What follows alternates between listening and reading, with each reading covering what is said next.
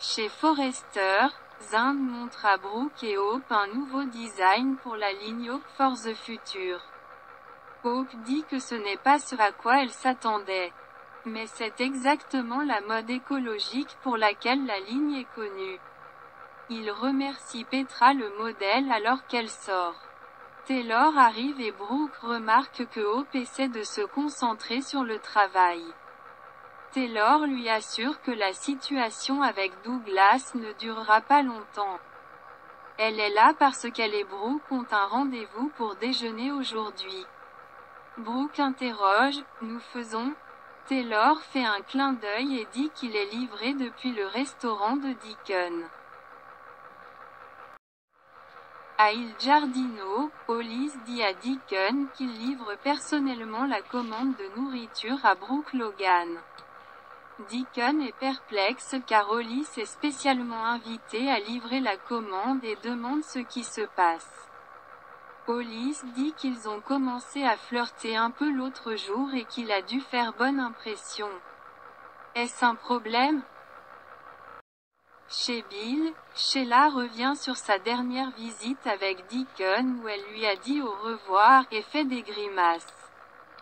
Bill entre dans la pièce et dit, « Elle semble assez intense. » Que se passe-t-il, Sheila? Sheila dit, « Bill, je ne t'ai pas entendu entrer. Il pense qu'elle a l'air bouleversée. » Sheila enroule ses bras autour de sa taille et lui rappelle qu'elle n'a rien à craindre. Elle serait idiote de ne pas réaliser à quel point elle a de la chance. Bill l'embrasse. À Il Giardino, Hollis dit à Deacon qu'il ne peut pas lui en vouloir d'être attiré par Brooke. Deacon comprend et dit que chaque bonne qualité que sa fille a de sa mère. Chez Forrester, Taylor taquine Brooke jusqu'à ce que Hope apprenne qu'un très beau serveur a dragué sa mère à Il Giardino l'autre jour. Hope veut connaître l'identité de cet homme qui flirtait avec sa mère. Chez Bill, il redemande à Sheila de lui dire ce qui se passe. Il peut dire qu'elle ne va pas bien. Sheila lui dit qu'elle n'est pas ennuyée ou irritée par son travail, il n'a pas à la divertir. Bill insiste pour savoir ce qui la tracasse. Sheila rit qu'il est implacable. Bill craint qu'elle ne lui dise pas ce qui se passe. À Il Giardino, Hollis demande à Deacon s'il aurait un problème avec lui en demandant à Brooke de sortir. Il sait qu'il y a une histoire là-bas.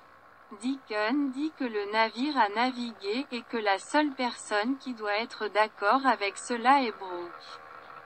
Hollis fait griller Deacon pour savoir s'il y a quelqu'un d'autre qui l'intéresse, peut-être cette rousse qui était là avant. Deacon clignote pour être avec Sheila alors que Hollis demande « Est-ce la nouvelle femme mystérieuse de votre vie ?» Chez Forrester, Brooke rit « Oh !» Taylor essaie juste de jouer les entremetteurs. Taylor dit qu'elle vit peut-être par procuration et rappelle à Brooke qu'elle est célibataire et non engagée en ce moment. Hope souligne que Taylor n'est pas non plus et demande si elle essaie délibérément de rester seule jusqu'à ce que Ridge revienne.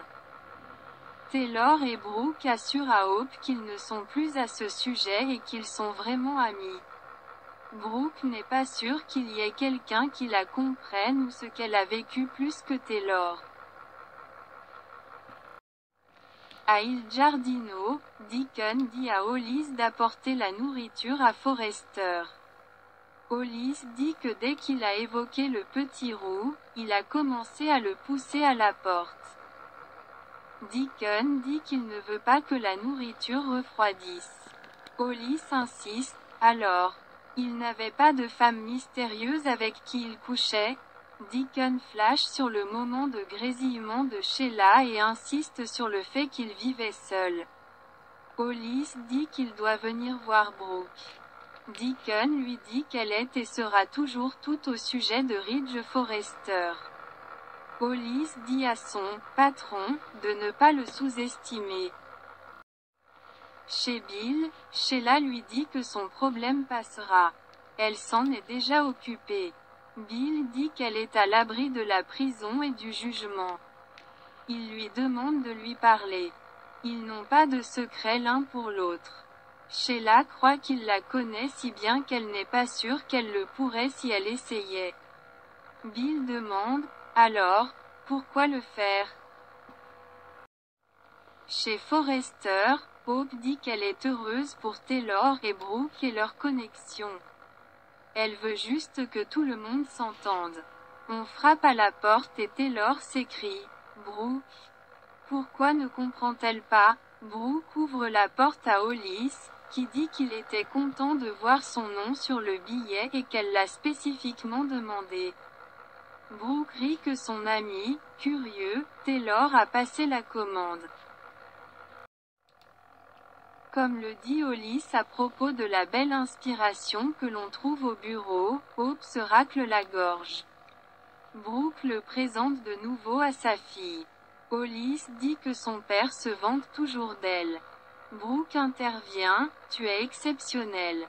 Taylor ajoute, telle mère, telle fille. Hollis est d'accord.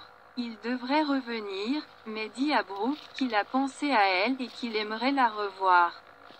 Il lui demande, et si tu dînais ce soir? Brooke dit que ce serait bien. Hollis lui dit qu'il sera en contact car il a son numéro. Une fois Hollis parti, Hope dit qu'il lui a demandé de sortir devant eux, elle ne sait pas si elle doit être offensée ou impressionnée.